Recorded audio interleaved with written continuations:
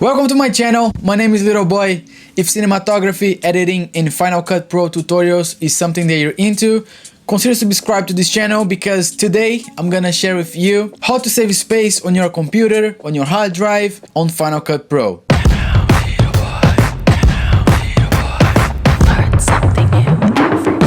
When you import or create a project on Final Cut Pro, make sure that you have all these settings like I have right here.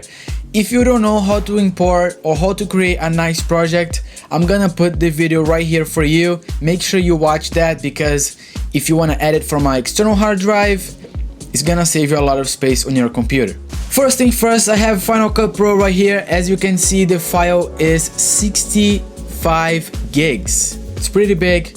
So we're gonna reduce this. I haven't been cleaning this project. We're just gonna go in files, delete generated library files, delete render all optimized media, delete proxy media as well. The file is 61 gigs and just like magic, boom, 1.6 gigs. As you can see, we clean already 60 gigs of space just by rendering and all these files that the Final Cut Pro saves. This is one of the ways, and that's what I do every single time because Final Cut Pro saves and accumulate all these files to make sure that we are safe. Make sure that you follow these steps. If you have any questions, leave down below. I would love to help you to fix your problem. Follow me on social media, give a like if this video was helpful. Thank you very much for watching this video. Subscribe and I'll see you in the next tutorial.